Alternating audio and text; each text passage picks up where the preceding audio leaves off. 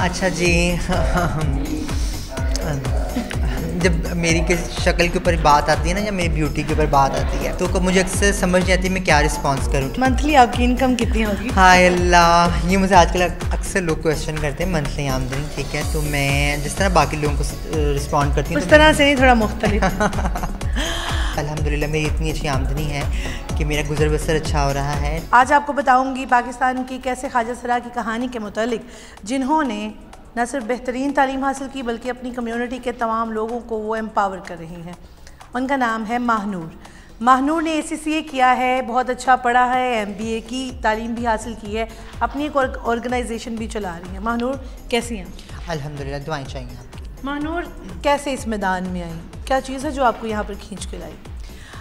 काफ़ी लंबी जर्नी है और मैं हमेशा ही बात करती हूँ this is the infinite journey, कि आपको कॉन्टीन्यूस चलना है चीज़ों को बदलने के लिए। क्योंकि जब आप सोशल चेंज की बात कर रहे होते हैं तो सोशल चेंज में लोग जुड़ते हैं, अदारे जुड़ते हैं और सोशल चेंज आना शुरू होता है। मैं अगर अपने बारे में बात करूं तो मेरी जो जर्नी स्टार्ट हुई है वो मेरी फैमिली की तरफ से हुई है। I am still living with my family. मेरे जो फादर थे वो बहुत कोऑपरेटिव थे। He has been passed away around 10 years ago। और जब 10 साल पहले डेफिनेटली जब आप जैसे जैसे ग्रो करते हैं तो माशरे में एक विजिबिलिटी आना शुरू हो जाती है कि बच्चा डिफरेंट है। तो ये वो सारी चीज़ें हैं जिसने मेरे अंदर एक फ्लेम दी और मैंने ये डिसाइड किया था कि मैं भी अपनी कम्युनिटी के लिए काम करूँगी और उन लोगों के लिए काम करूँगी और उन ख्वाजा सरा ट्रांसजेंडर कम्युनिटी मेम्बर्स के लिए काम करूँगी जिनको शायद उनकी फैमिली की तरफ से वो सपोर्ट सिस्टम नहीं मिल पाता। अच्छा, लोगों ने तो महसूस किया, आपने क्या महसूस किया जब आपने अपने आप को मुनफरिद पाया? मैंने तो बहुत अर्ली स्टेज में बहुत कुछ महसूस कर लिया था। मुझे शुरू से ही आइडिया था कि मैं फ़र्क हूँ, क्योंकि वो माशरे का मुझे बुली करना, स्टिग्मा देना, मुझे एक स्टिग्मेटाइज़ करना और एक डिस्क्रिमिनेटरी बिहेवियर देना। और इवन कि जब मैं स्कूल में भी पढ़ रही होती थी तो वो बच्चों का एक होता है ना, आपको एक गुड टच और बैड टच की एक अवेयरनेस होती है।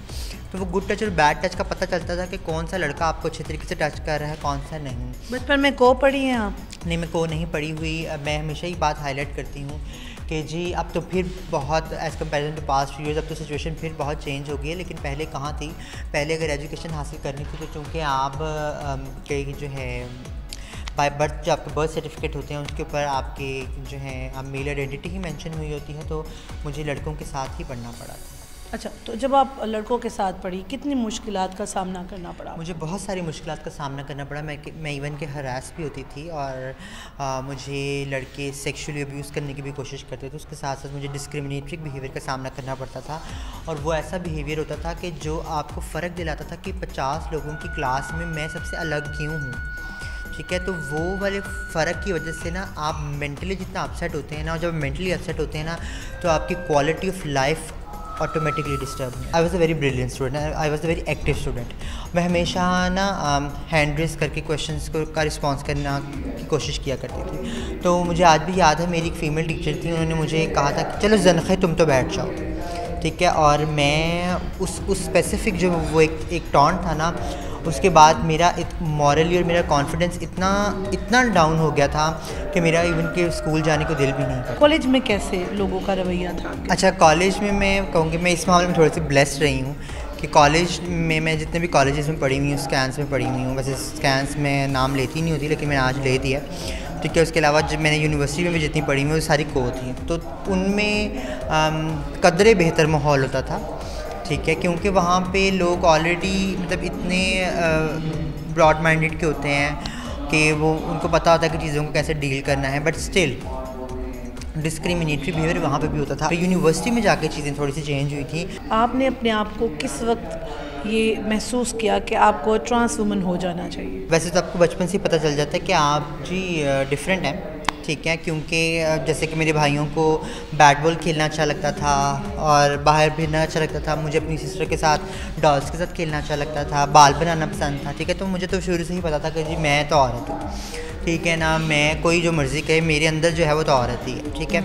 तो with the passage of time जैसे जैसे मैं एम्पावर होती गई, और जब मेरे फादर ने 10 साल पहले मुझे इस तरह का कमेंट दिया, ठीक है, कि उसने मुझे एक फ्लेम दी कि हाँ मुझे अब वही रहना है जो मैं एक्चुअल में हूँ। अच्छा, कहा यह जाता है कि ट्रांसजेंडर्स में, यानी जिनको हम ख्वाजा सरा भी कहते हैं, उनमें गुरु और चेला सिस्टम होता है, क्या आप कभी गुरु या चेला सिस्टम में रही, किसी की चेला बनी या गुरु बनी? हाँ जी, I really want to highlight the cultural thing because Pakistan में जो ये कल्चर सपोर्ट सिस्टम है ना, ख्वाजा सरा कल्चर सपोर्ट सिस्टम, इसकी वजह से जो है कम्युनिटी का स्ट्रक्चर इतना सेफ और शेल्टर्ड हुआ है।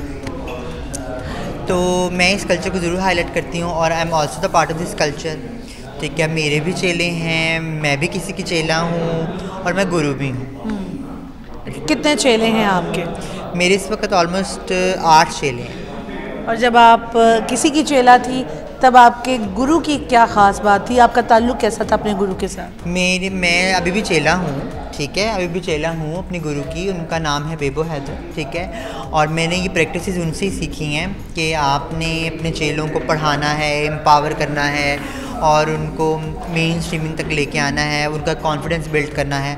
तो मेरे गुरु से ही मैंने ये सब सीखा और मैं वो आगे जो है ट्रांसफ़र करने की चाहूँ। जब आप गुरु और चेला सिस्टम में आई, घर में से किसी ने एतराज़ किया?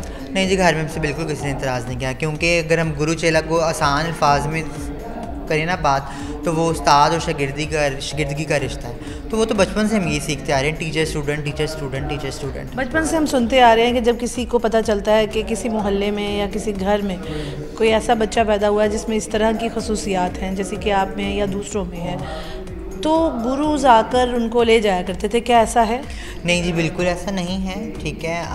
ये एक मिथ है, ये हमें क्लियर करने की ज़रूरत है सोसाइटी में। कोई गुरु आके लेके नहीं जाता। हाँ, कुछ ऐसे अंडर प्रिविलेज्ड एरियाज़ हैं जहाँ पे अगर पता चलता था तो लोग खुद से छोड़ आते थे, ठीक है। और चूँकि ये कल्चर ही एक सपोर्ट सिस्टम है, तो हमारे कल्चर में अपनायत बहुत है, ठीक है। तो अगर कोई फैमिली खुद से आके छोड़ के चली जाती किसी बच्चे को, तो हमारे कल्चर में उस बच्चे को एक्सेप्ट किया जाता है। जब आप ट्रांस वुमन बनी तो आपके रिश्तेदारों का कैसा रवैया था आपके साथ, घर वालों के साथ? रिश्तेदारों का रवैया तो नहीं ठीक था, लेकिन जब आप अपने बेस्ट प्रैक्टिसेस के थ्रू लोगों को सेंसिटाइज़ करने की कोशिश करते हैं ना, अपनी काबिलियत के ऊपर, अपने अच्छे काम के ऊपर, अपनी जो भी बेस्ट प्रैक्टिसेस हैं उसके थ्रू अगर आप जब लोगों को सेंसिटाइज़ करना शुरू हो जाते हैं तो एक्सेप्टेंस आ जाती है। और मैं हमेशा से ये चीज़ हाईलाइट करती हूँ थ्रू माई मैसेज कि we need to strategise our acceptance programme through sensitisation. जो ट्रांसजेंडर्स हैं या ख्वाजा सरा हैं, उनसे एसोसिएट किया जाता है नाच गाना या किसी फंक्शन में जाना, तो क्या कभी आपको ऐसा मौका मिला जिसमें आपने भी कुछ नाचा या गाया इस तरह से? अच्छा जी, मैं हमेशा से इस बात पे ना थोड़ा सा एक डिफरेंट तरीके से रिस्पांस करती हूँ। हमारी ट्रांसजेंडर कम्युनिटी के डांस को आर्ट के तौर पे क्यों नहीं लिया जाता है, वो भी उनकी कला है। तो इसी तरह मैंने भी अपनी फैमिली इवेंट्स पे कुछ अपनी कला दिखाई हुई है। लेकिन क्या ये नाच गाने से पैसे वगैरह भी कमाने का भी आपको पता है कि? हाँ, असल में जो ये नाच गाने से पैसे कमाने का तरीका, कुछ लोग इस नाच गाने में ऐसे पैसा उड़ा लेते हैं और कुछ लोग बाय चेक पेमेंट ले लेते हैं, ठीक है ना। अब अवार्ड फंक्शंस की बात करें तो बाय चेक आ जाती हैं, बैंक ट्रांसफर्स हो जाते हैं, ठीक है ना। पैसा तो वहाँ से भी आ रहा है, ठीक है ना, पर देखने का नज़रिया गलत। लेकिन कभी आपने इस तरह से पार्टिसिपेट किया? नहीं, मैंने इस तरह से पार्टिसिपेट नहीं किया। मैंने जो है फैमिली इवेंट्स के ऊपर ही अपनी तफरीक के लिए बस सबके साथ वो भी। कैसे रुख किया आपने ट्रांसजेंडर्स कम्युनिटी की तरफ, उनकी सर्विंग की तरफ? मैंने रुख इस तरह किया कि मैं एक ब्रोकरेज हाउस में काम करती थी। I don't want to disclose the brokerage house name क्योंकि एथिकली गलत है। तो वहाँ पे मैं सीनियर सेल्स एग्जीक्यूटिव थी, ठीक है। मेरे अंदर काफ़ी लोग काम करते थे, बट मैं तब भी हरास होती थी, डिस्क्रिमिनेटेड होती थी। ऑल्दो मैं एक ब्रिलियंट स्टूडेंट थी और उसके अलावा मैं एक अच्छी काबिल एम्प्लॉय भी थी, बट मुझे डिस्क्रिमिनेट किया जाता था। मुझे वो अपॉर्चुनिटीज़ नहीं दी जाती थी इंक्रीमेंट्स की और प्रमोशन की जो बाकियों को मिलती थी, ठीक है। और फिर वहाँ के सीनियर्स ने they were trying to like get sexually involved with me. तो मैंने जब उनको रिफ्यूज़ किया तो उन्होंने मुझे टर्मिनेट कर दिया, ठीक है। और उसके बाद मुझे रियलाइज़ हुआ कि मैं तो फिर पढ़ी लिखी हूँ, तो मेरे साथ यह हाल है, तो जो लोग भीख मांग रहे हैं, नाच गा रहे हैं, उनके साथ क्या होता होगा। तो वो एक फ्लेम मेरे उस वक्त मेरे अंदर आई थी और मैंने ठान लिया था कि मैंने अब जो है डेवलपमेंट सेक्टर में आ जाना है और मैंने कम्युनिटी के लिए काम करना है, कम्युनिटी को सर्व करना है और कोशिश करूँगी सोशल चेंज लाने। अच्छा, आपकी स्किन और ये सारा कुछ जो आपके फेशियल जो फीचर्स हैं, they are very much clean neat, तो ये इसमें क्या कमाल है? अच्छा जी जब मेरी के शक्ल के ऊपर बात आती है ना, या मेरी ब्यूटी के ऊपर बात आती है, या ऐसे आपके अपीयरेंस के ऊपर बात आती है, तो मुझे अक्सर समझ नहीं आती मैं क्या रिस्पॉन्स करूँ, ठीक है। तो जी ये आप ऐसे समझ लीजिए ये जेनेटिकली है, ठीक है। मेरे फैमिली में जितने मर्द और औरत नजर आते हैं वो सब गोरे चिट्टे हैं, ठीक है, और फेयर कलर के हैं, ठीक है। तो ये शायद उसका इफ़ेक्ट भी है, और दूसरा इफ़ेक्ट शायद ये इस वजह से भी है कि मैं वाकई में अपनी बहुत केयर करती हूँ।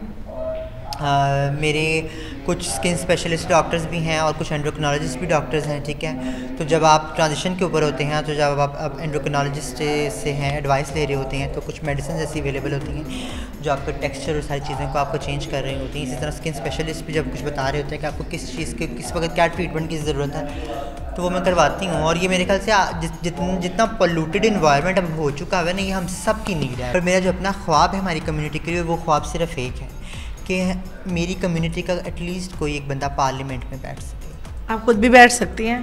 क्या ख्वाब है? बैठ सकती हूँ, मैं बिल्कुल बैठ सकती हूँ। ख्वाब क्या? I really want to sit in parliament. मैं बैठना चाहती हूँ पार्लियामेंट में। अच्छा, एक और बात मुझे बताइएगा कि कुछ ख्वाजा सराओं के बच्चे भी होते हैं, वो अपनी फैमिली सिस्टम भी बनाते हैं, तो आपका क्या इरादा है, क्या आप बनाना चाहेंगी? राइट ऑफ कंपेनियनशिप अगर हो तो मैं ज़रूर शादी करना चाहूँगी, ठीक है, और मैं भी एक फैमिली सपोर्ट सिस्टम बनाना चाहूँगी। आप इतना अच्छा पढ़ी हैं, इतनी अच्छी जॉब कर रही हैं, तो मंथली आपकी इनकम कितनी होगी? हाय अल्लाह, ये मुझे आजकल अक्सर लोग क्वेश्चन करते हैं मंथली आमदनी, ठीक है। तो मैं जिस तरह बाकी लोगों को रिस्पॉन्ड करती हूँ उस तरह से नहीं, थोड़ा मुख्तलिफ। अच्छा जी, वैसे तो ये कि आपकी मंथली आमदनी जितनी भी हो आपको अल्लाह का शुक्र अदा करना चाहिए, बट अल्हम्दुलिल्लाह मेरी इतनी अच्छी आमदनी है कि मेरा गुजर बसर अच्छा हो रहा है, ठीक है। और 6 फिगर्स क्रॉस कहते हैं नज़र लग जाती है, मुझे बतानी चाहिए, और झूठ मैं बोल नहीं सकती। हाँ, तो फिर 1 लाख के आसपास। यानी कि तमाम तजुर्बात से यही साबित होता है कि अगर आप तालीम हासिल करते हैं तो आपके लिए बहुत ज़्यादा रास्ते आगे मुस्तकबिल में रोशन राहें खुल सकती हैं। और ज़रूरी है जिस तरह से महानूर अपनी कम्युनिटी को एम्पावर कर रही हैं, इस तरह के ज़राए और इस तरह के मीन्स पैदा करें ताकि ये हर मैदान में आगे बढ़ सकें और अपना नाम भी रोशन कर सकें और मुल्क का भी नाम रोशन कर सकें।